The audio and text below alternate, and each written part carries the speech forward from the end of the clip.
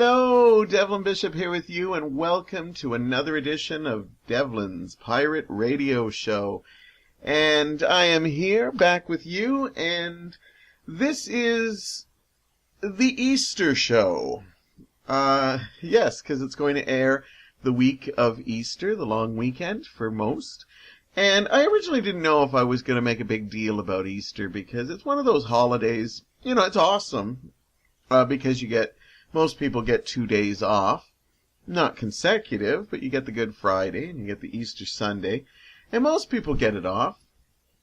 But, Easter's always been kind of one of those weird, I just feel I'm not really sure how to celebrate it. I don't have kids. I can see, making eggs and all that. We do little things. We decorate the house. We put some, bunny ornaments up and, stuff like that. And we might buy just a little bit of like chocolate and snacks, but we've gone past the point of, where we buy a lot because it's not good for us. And, honestly, I just feel sick all the time when I eat it, because if chocolate is in the house, it will be eaten. So, Mike and I will just have a little bit around for the weekend, and that's about it. But I didn't know, should I make a big deal about Easter? And then I thought about it, and I said, you know what?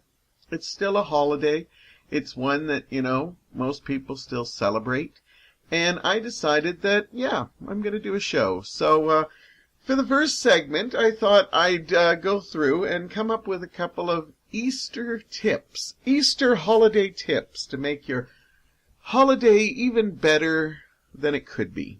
Now, I'm not Martha Stewart, so if you're looking for stuff like, how long should you keep the ham in, or how many times should you glaze it, or what color is in style for your eggs to be, should you marbleize them, should you, put glitter on them? That's not me. I'm not your domestic. I'm sure there's 9 million podcasts that deal with that. My tips are all over the place, but I still think they're worthy to hear and to help you make this holiday even more special. First of all, I'll start with the one that every holiday season should start with. Don't drink and drive.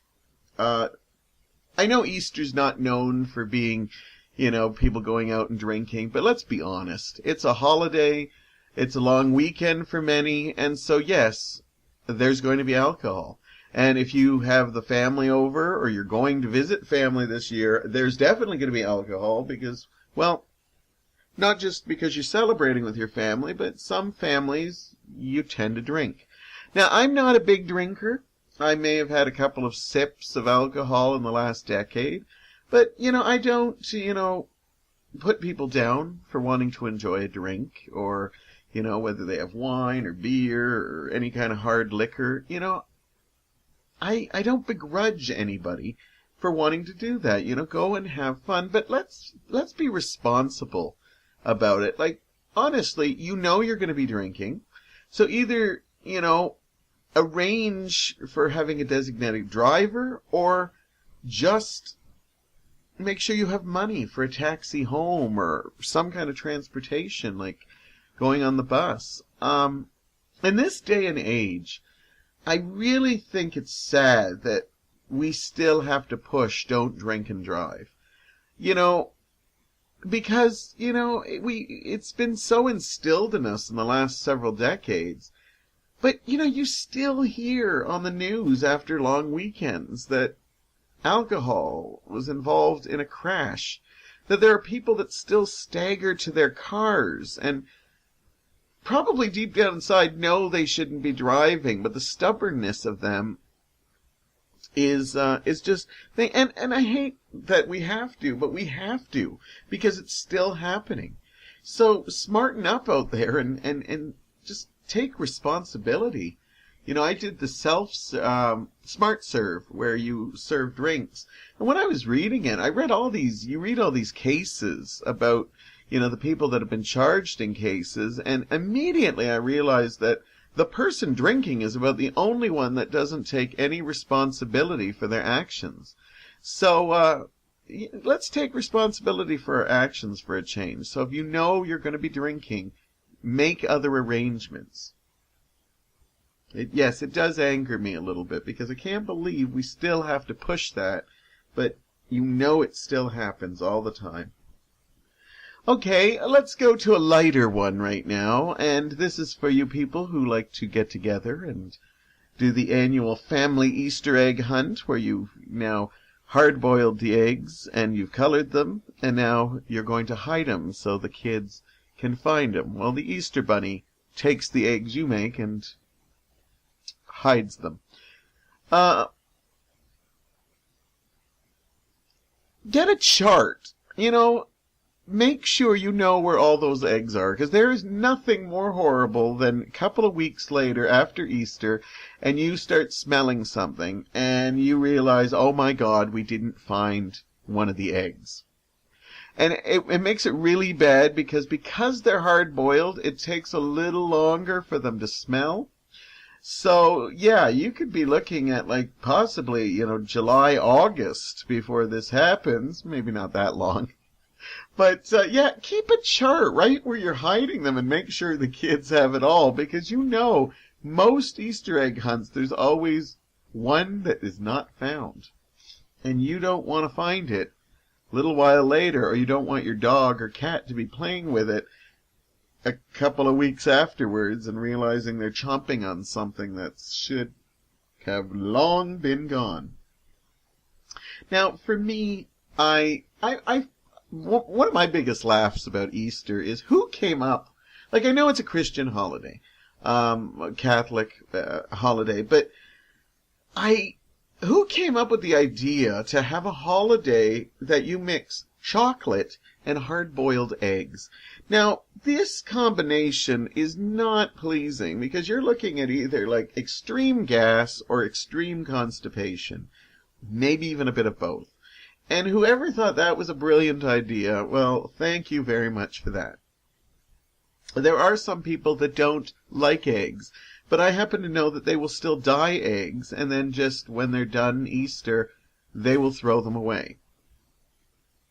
Now, I enjoyed eating hard-boiled eggs. I remember, after we found all the eggs, I'd love peeling them, and even if there was a crack in one and you could see the spiny dye that came through, I used to love grabbing my, salts, or for me, Maggie. I always used to use this liquid salt thing that I was brought up with, and just enjoying a hard-boiled egg.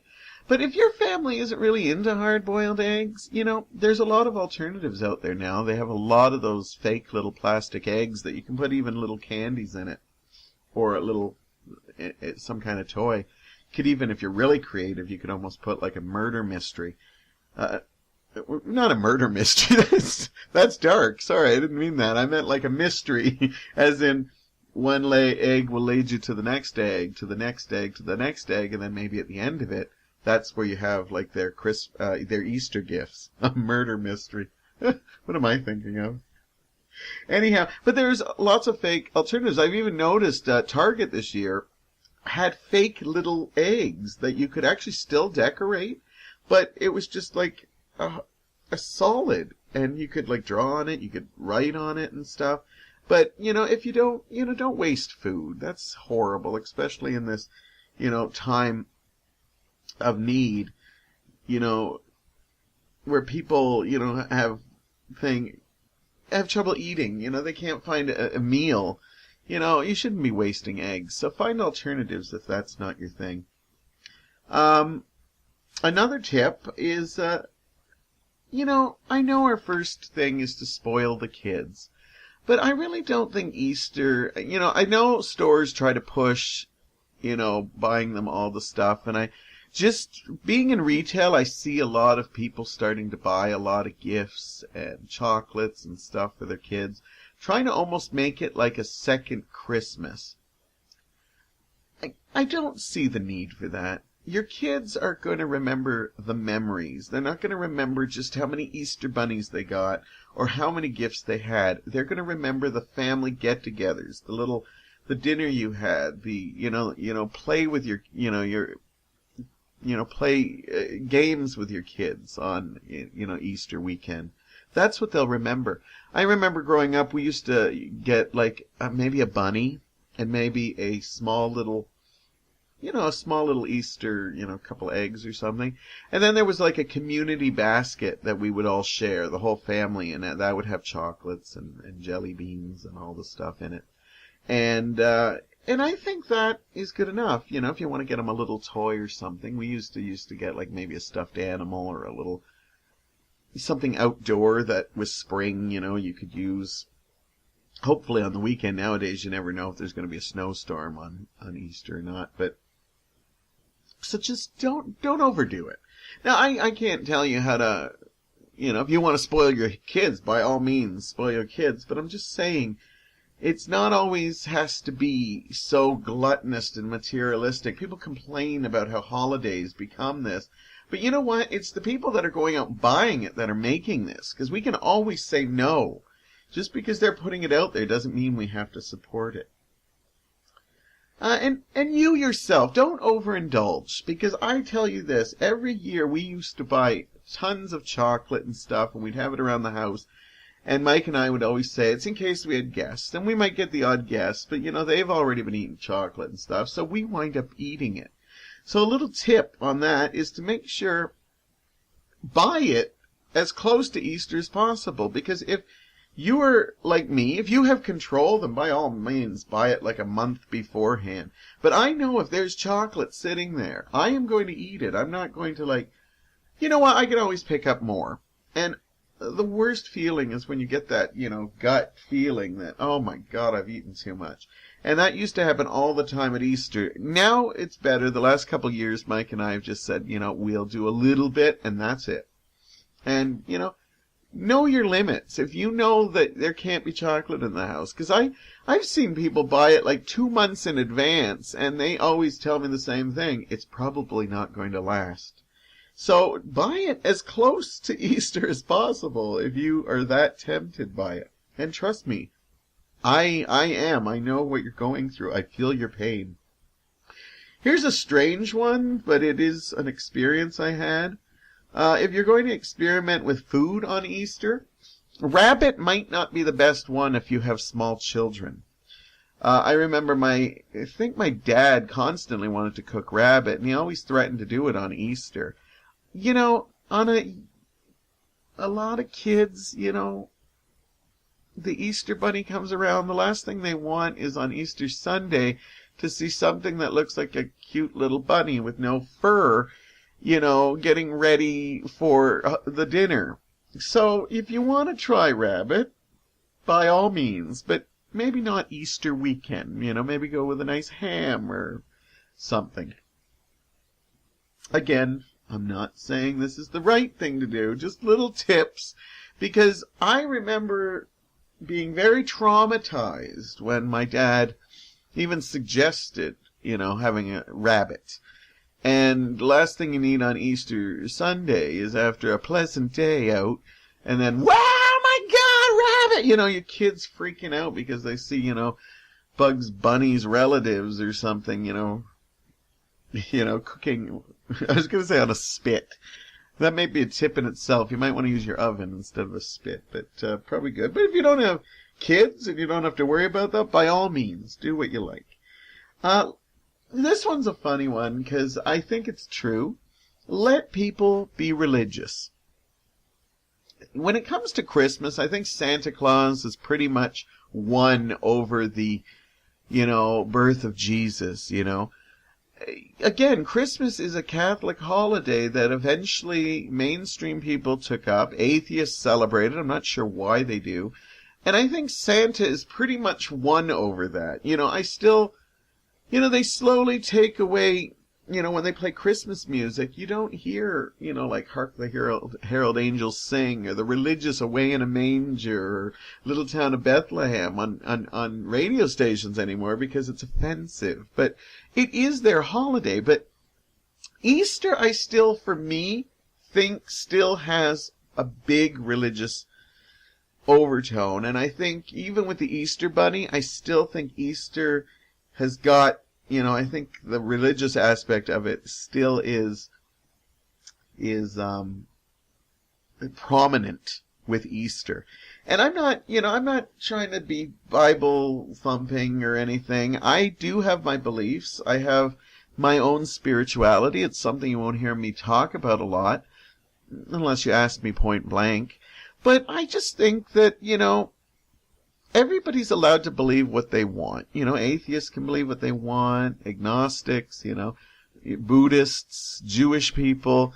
Let people be religious, whatever it is. And especially on this holiday, where, Jesus, died for our sins and then rose again. Let people do this. It's technically their holiday. We just take it because we want some extra days off and to eat lots of sweets. And so we just adopt it. And, even if, maybe certain, atheists are like, oh, but, I can't believe they believe all that whole, the crucifixion and then he comes back. Well, remember, you took their holiday and that means you believe in a giant rabbit going around dropping off hard-boiled eggs and chocolate. So, who has the right to tell anyone what they believe? So let people be religious. And my final Easter tip is, if you have the time, I strongly recommend you volunteering. You usually have to set this up, maybe weeks in advance. Now, at a soup kitchen or any place that, gives to the less fortunate. Over the past year or two, I've had the chance to volunteer, and I found it to be really rewarding, and it really made me see how blessed I was. How every meal I used to take for granted. Even making a sandwich, at any moment I can just go and make a sandwich, whatever I want. If I'm peckish at night and I've already had dinner and I want to go make a bologna sandwich or peanut butter or whatever, I can do that. But there are families that don't have that. And it's great when you donate. And holidays, I suggest you donate and volunteer all year round, because around the holidays, they seem to get more. And honestly, sometimes they don't have a lot of volunteers and stuff on regular days. But you know what? Make it an effort. Even if you just book a time to go volunteer. And you can go online and find places, Salvation Army. There's lots of places that probably could use your help. And it's really rewarding. And even if they have a lot of people, because as I said, at the holidays, that's when everybody wants to volunteer, because everybody wants to feel good about themselves. But I say just do it any time. Even set it up around Easter. And even if you do it a couple weeks later, then by all means, that's how it should be done. And I think it's so rewarding, and it make you really appreciate what you have. And for me, I just think that it's something that should be considered to do. So there you go, some helpful tips, maybe some more helpful than others, some maybe a little goofy, but hey, it's my Easter special, and that's how it's going to be. Anyhow, I'm going to take a bit of a break, and when I come back, I'm going to cover your Easter viewing. So I'm going to tell you some of the stuff that you can watch to make your Easter weekend a little bit more special. All right, we're back, and we're here in the middle of Devlin's very first Easter podcast. And so think about it. It's Easter weekend. You've just finished, eating a nice Easter dinner. I don't know what you usually have. Maybe ham, maybe some do turkey. You've had some hard-boiled eggs. You've had some desserts. You've had some chocolates. And now you're loosening your belts or just want to just flop on the couch and just put something on.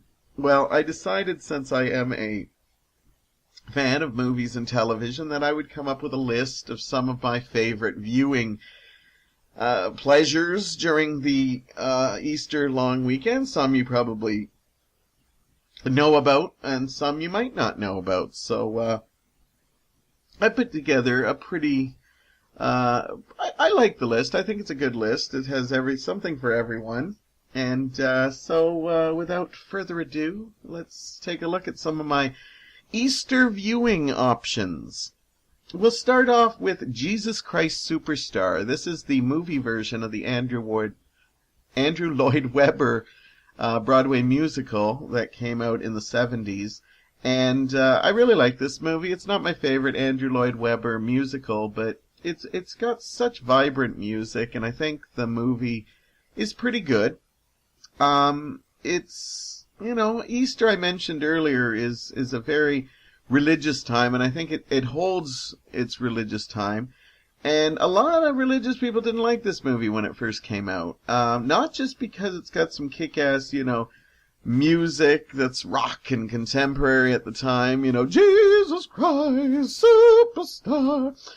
Yeah, I won't do that too often. But, it just got some great music in it. But that's not the reason that they were upset. There was a lot of controversy surrounding this movie and Broadway musical, but the number one reason that most people didn't like it is because it just features the crucifixion of Christ and doesn't show him coming back. And a lot of religious groups don't like movies where it just ends with the crucifixion, and that's where a lot of the controversy happens, because they kind of downplay that aspect of it. And it's still a great movie. It holds up, and it's not one you'd think about playing Easter, but technically it is the Easter story. It's the events that lead up to the crucifixion, and they do it in song. And to be honest with you, if you're not a religious person but still enjoy the story, you can't do wrong with this one. It holds up pretty well, and just take a chance on it. I think you might enjoy it. The next one is the granddaddy of all Easter movies. It's the Ten Commandments. Cecil DeMille's I can't remember how long this movie. It's a huge, epic movie that follows the events that lead up to the Ten Commandments. It's got everything in there: the building of the pyramids, the brother rivals, Moses being sent, down the Nile and being found. And of course the parting of the Red Sea. And this used to always air on ABC. When I was growing up on ABC, Sunday night, everybody would be watching it. It originally came out in 1956, and it was a box office smash. And everybody went to see it just because it was so grand in scale. And it really is. It is still amazing when you see it. Now, I know some younger people can watch this and say, oh, the effects are horrible in that, but you've got to put everything in perspective. You've got to remember when this came out. We now live in a generation where we're kind of spoiled. Even crappy movies that come out right to DVD or TV series have awesome special effects. Everybody seems to be able to. You see people doing short films at home and they can kick off some awesome special effects. But in 1956, you didn't see these kind of movies come out every week. A movie like The Ten Commandments was an event because, there wasn't these movies always coming out. And when you watch it, it still, to me, it's exciting to see, because I just imagine how mind blown people must have saw this in the theater. Now, albeit there's a lot of stuff in it that's really kind of cheesy and stuff, but at the same time, this movie's got so much going for it. It's just so entertaining. Now, when they used to show it on ABC, I think this ran for like 5 hours because it's a long movie already, and they put all these commercials in it. So I remember as a kid, my parents were always like, well, you can stay up and watch. And I'm thinking, yeah, I get to stay up. It's a school night, but I can stay up. And I remember I was out of there about like 3 hours in, and I go, you know what, I can't make it. I can't. I have since watched the whole movie, and it's not one I can watch a lot. But to be honest with you, every year I do tend to take it out of my DVD case and put it in and watch some of my favorite parts. Just it is quite long, but the performances, Charlton Heston, Yul Brynner, they're just so amazing in it, and just so many great actors in it. I definitely recommend it if you've never seen it. And if it's too long for you, you can break it up in parts, or have a viewing party with your friends, and don't be afraid to, do a little Mystery Science Theater 3000 to it. But it is a good movie, and if you're a movie buff, you really should have this in your list of movies to check out. Here's a movie people don't always think of about Easter, but I don't know why, because I think it's perfect. Willy Wonka and the Chocolate Factory. Now, I'm talking about the 1971 version with Gene Wilder. If you're a fan of the Johnny Depp version that came out, Charlie and the Chocolate Factory, power to you. I personally did not like it, and I actually think the darker movie and the more entertaining, enjoyable movie is the Gene Wilder movie. And I don't know why people don't think about this as an Easter movie, is because it's all about candy, and, they have chocolate and gum and all this stuff, and I think it's a perfect Easter movie. What I've always loved about this movie is, as a kid, I never really saw the dark elements in it because they're so hidden. And when you see it, you, as an adult, you realize, wow, this is pretty dark. It looks almost like all the kids are being offed one at a time. And Gene Wilder's performance is just very creepy, just the way he handles the kids and stuff. But at the same time, as a kid, I never saw all that. And I kind of like it that when I watch it now, I can see a darkness to it. I remember about a year ago, they mentioned that there's been a real hidden dirty joke in that movie for a long time. If you remember, there's wallpaper that they lick. And, it tastes like the plums taste like the plums, and the cherries taste like the cherries.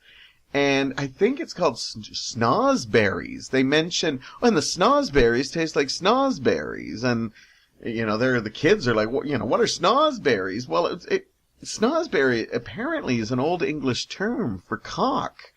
So he's actually literally got these kids licking, cock-flavored thing.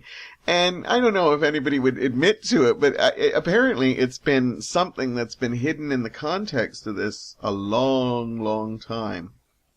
But don't let that scare you away. If you have kids, they'll just probably enjoy it, just for what it is. They're not going to be picking out all the elements, like that boat ride with the, the chickens getting their heads cut off and stuff like that, in the background. It just, I never caught that as a kid. And I know kids are supposed to be smarter now, but I think they'll just see it for what it is.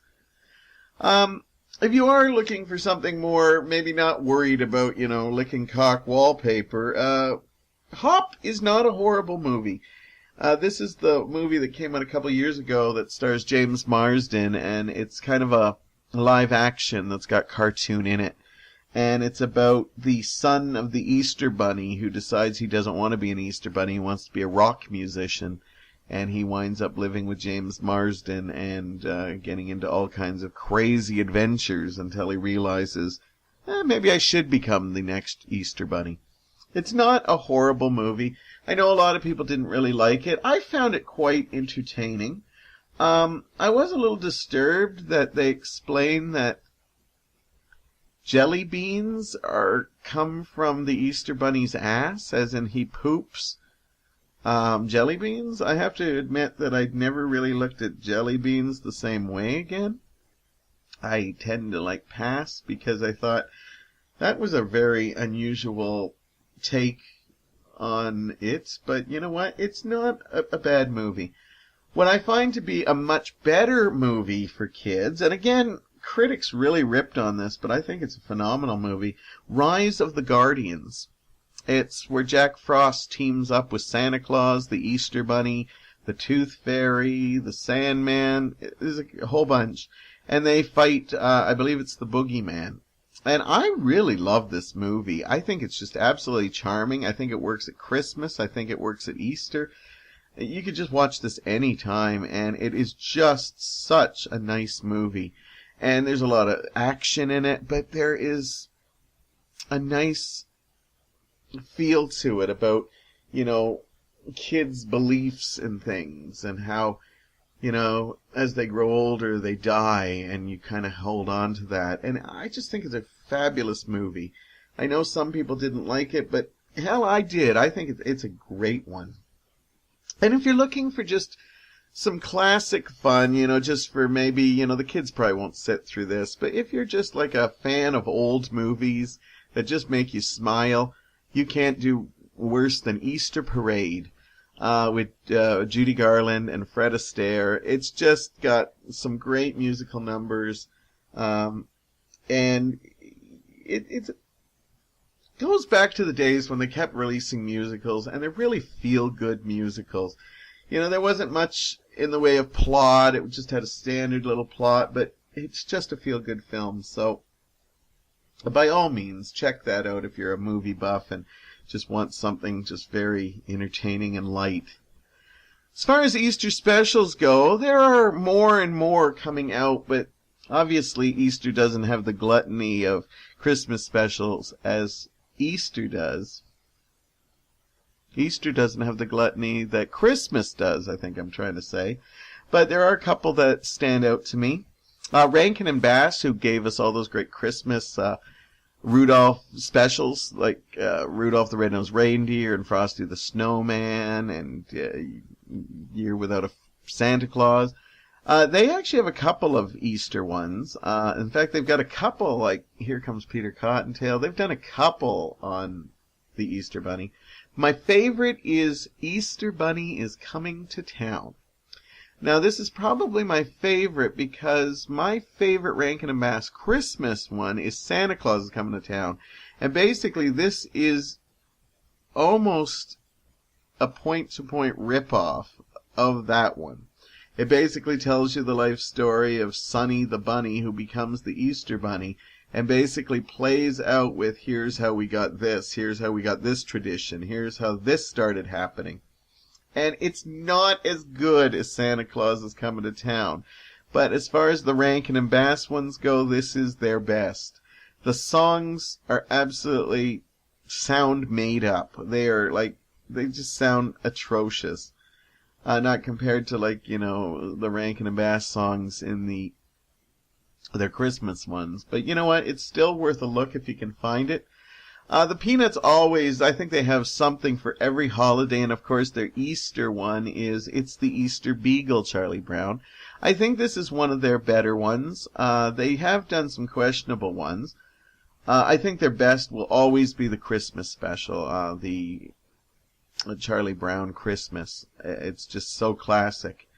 And this one is nice. There's some good comedy bits in it, seeing Marcy and Peppermint Patty trying desperately to paint eggs, and there's some great commentary about stores already getting ready for Christmas, which I think Charles Schulz nailed right on the head. Like he knew about all this, over-hyping and merchandising and, over marketing seasons, and he has a great tribute to that in this too.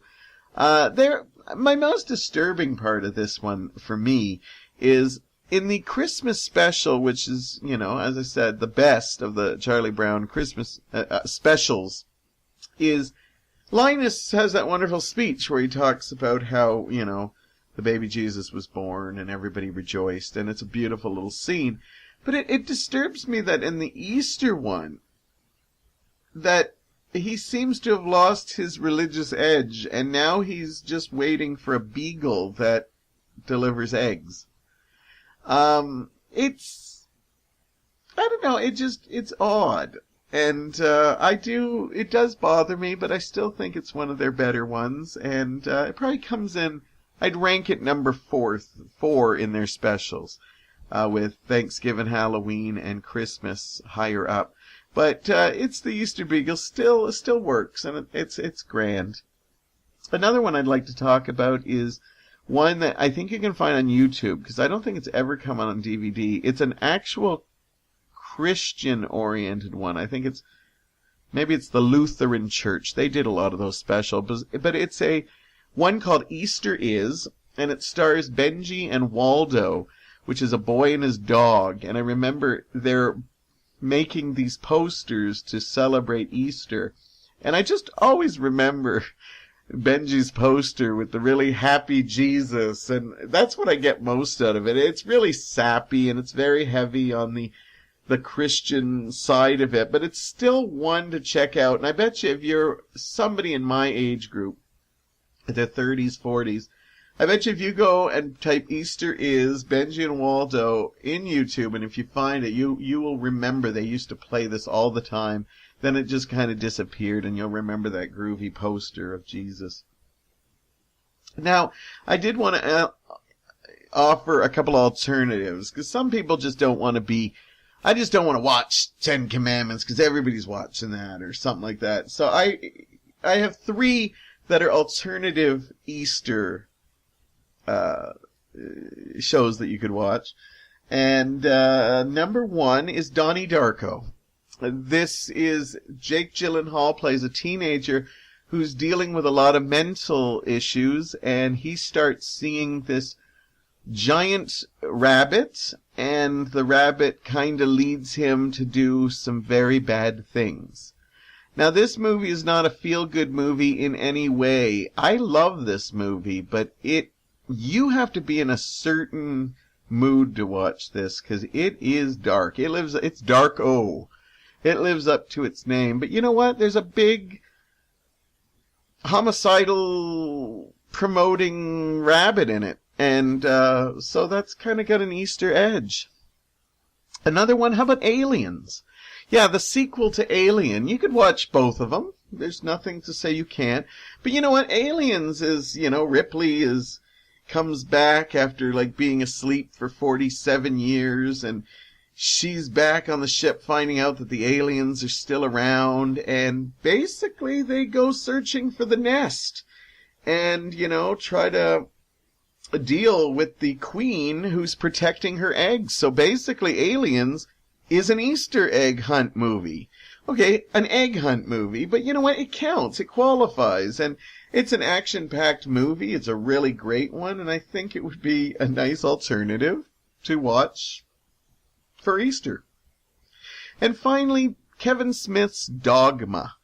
He basically takes various stories from the Bible and gives them a hip contemporary feel.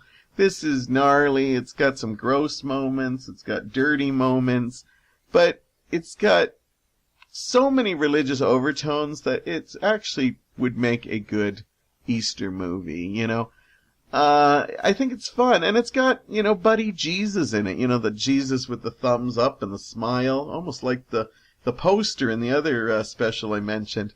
But, Buddy Jesus just makes me feel good when I see him, and I think Dogma should be an annual Easter tradition to see. So anyhow, there's some viewing ideas for you. Take them or leave them, whatever the case is, but, definitely check some of these out. I tried to get something for everyone, and who knows, you can send me your ideas, what you watch for Easter stuff, send them in comments or write me. And I'm interested to see what you watch. But that's some of the stuff that I will be watching this Easter weekend. And when I come back, I'm going to change up the tone just a touch, and we're going to go a little bit serious.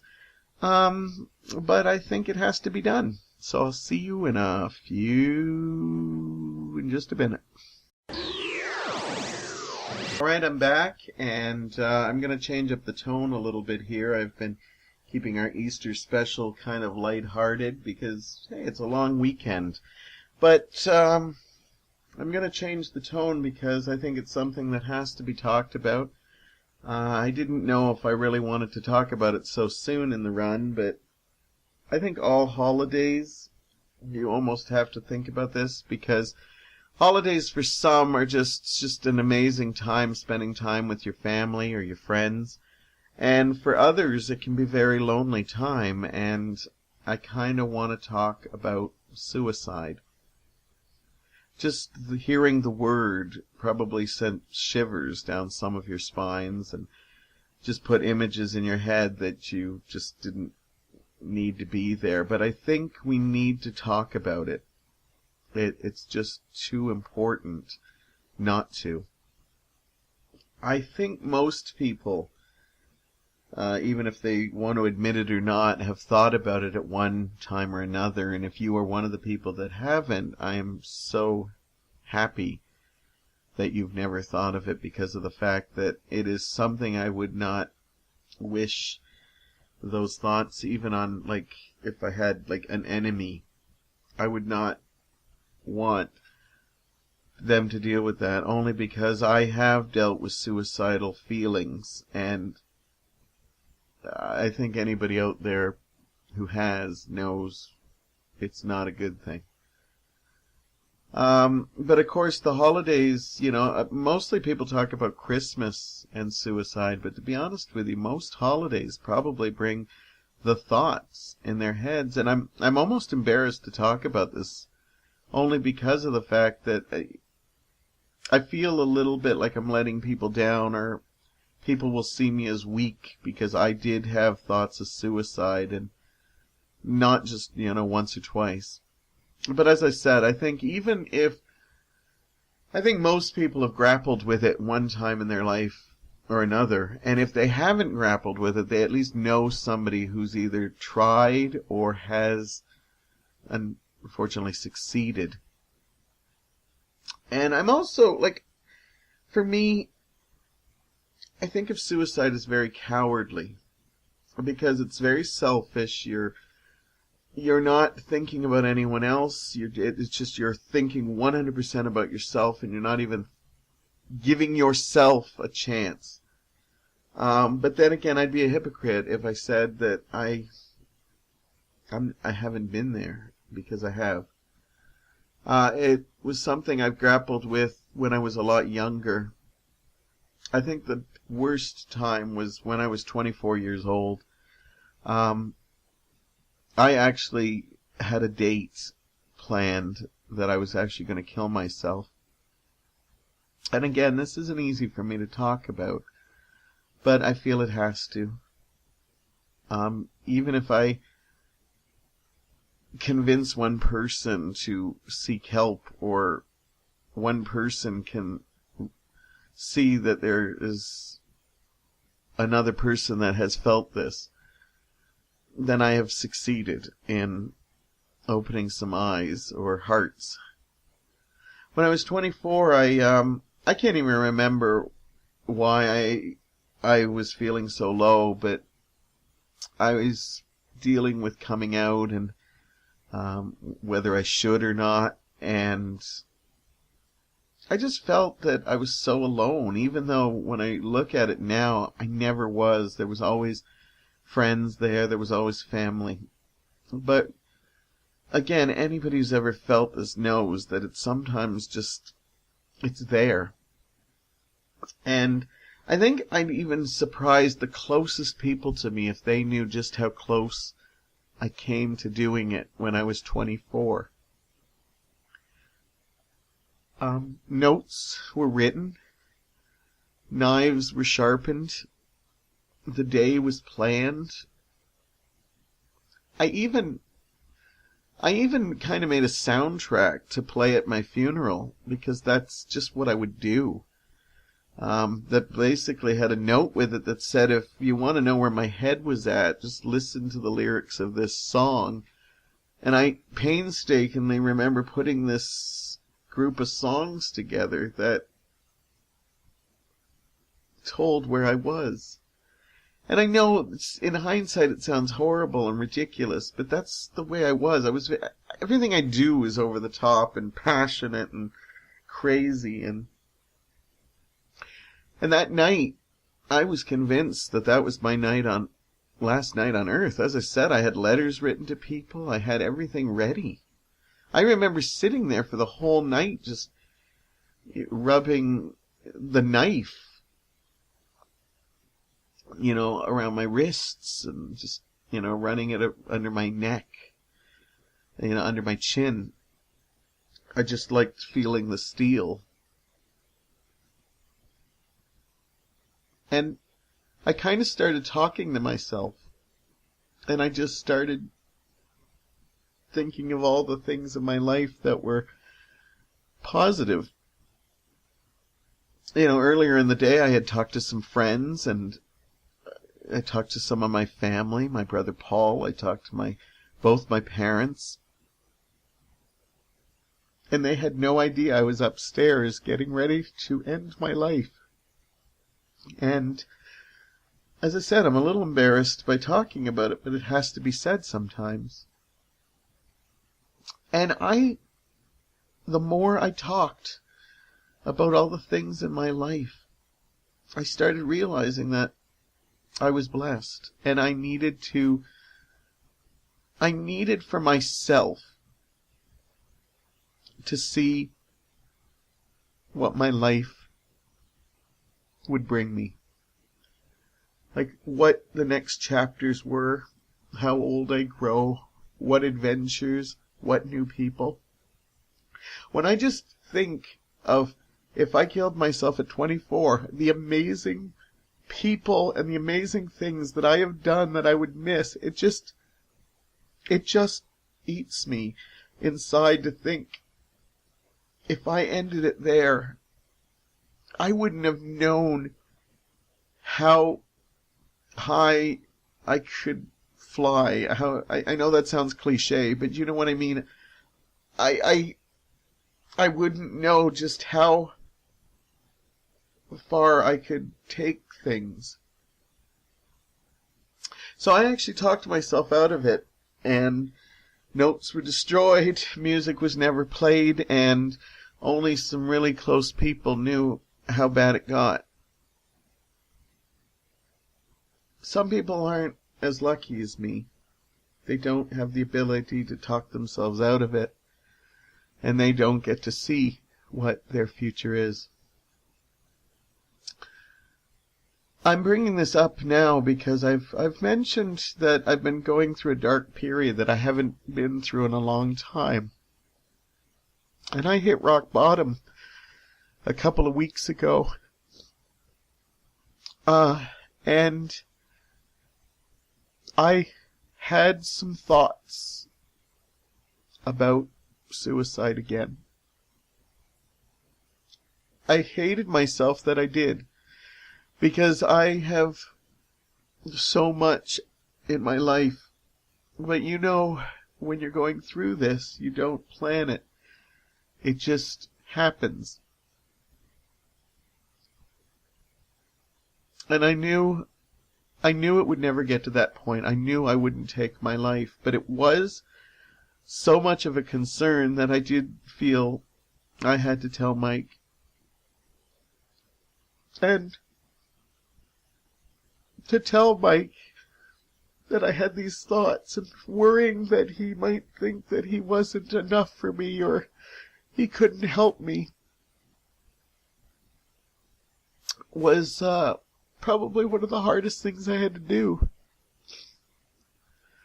But I do believe in the power of talking things out, and I knew as once I got it out there that I could talk things over with him. And eventually I did what I did before. I need to work it out on my own. And I did. That is what I considered rock bottom with all this stuff that's been happening in 2015. And since that time of dealing with it, grasping it, I've been on an upward climb again. And I'm so lucky that I have amazing people I can talk to and people that remind me that they're there for me. Because some people don't have that. And again, it's probably a thing I take for granted. I try not to. I try to reach out anytime I can to people. If I see they're having a bad time, I'll send a little note. Try to be there for them. And it's nice to know there's people there for me.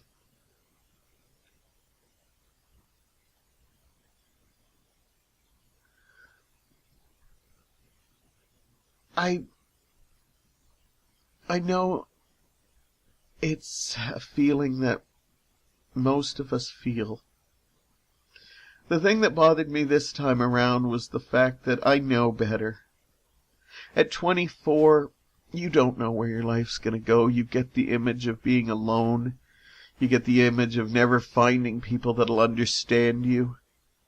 You get the image that you're going to have to play a role for the rest of your life, but that's not true. You can be yourself, and you can find people that will accept you. A lot of the people that are alone, they kind of choose to be that way. They don't reach out. They don't go and try new things. They don't try to meet new people. But I know it's not as easy as just saying, I hope everything's okay. I know that. I'm not that naive. There are people that literally have bad situations, worse than I've ever had. And, you know, I wish you could magically talk to things, but sometimes you need more. Like, I have great sounding board. I have probably a ton of people I could call up at any minute, and they'd go and have a coffee with me, or take a walk in a park with me, or just sit and I can talk to. Sometimes I don't like to burden them, and I really don't like to be weak in front of people. I know that might surprise a lot of you because I'm so sensitive that I'm always, you know, it seems like I'm always expressing myself, but there are moments that I keep things hidden.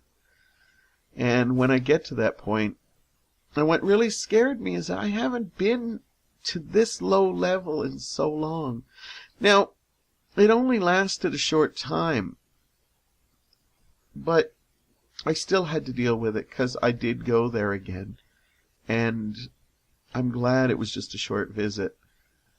But I know there's literally people that deal with this, and it's like they're in hell. It saddens me when I hear friends that I absolutely adore and love tell me that they went through it and how close they came to it. I've had several tell me. And then I think, well, why am I so surprised if I got that close? That this is something that other people haven't felt. You know, sometimes we just think that, you know, oh, I'm the only person on the planet that's going through this. And as I get older, I start realizing that no, that's not the truth. And it even bothers me to think that there might be someone listening to this right now who's thinking about it. And there is no words I could say that could make you stop thinking about it. I could try, and I would try. So if you are feeling those feelings now, or you know someone that might, extend a hand. Let them know you're there. They might not accept it, but you never know. That one conversation could change things. But there are people that don't have anyone to talk to. And for that, I strongly recommend you calling a suicide hotline. They're usually called crisis lines now. Whatever they're called, they're good things. And if they can't talk you out of the way you're feeling, they might be able to lead you to places where you might be able to. I beg you to give your life a chance. Suicide is not an option. Now, some people might argue when you get older and you're very sick and assisted suicide, that is an option, but that's a total different thing. To me, that's not even suicide. That's more like mercy killing. But if you are living a life, I beg you, you need to get help. And if you don't have a friend or someone close that you can talk to, and you can't expect miracles from them. I can have the best friends in the world, but they can't necessarily solve my problems. I might be able to hang with them and realize, you know what, I've got a lot of good things in my life, but they might not be able to say the words, because when it comes down to it, it's you. You are the person that has to say, I want to live. I want to see what the next chapter is. And it doesn't matter how many people are in your corner. If you don't say it, you have to make that decision.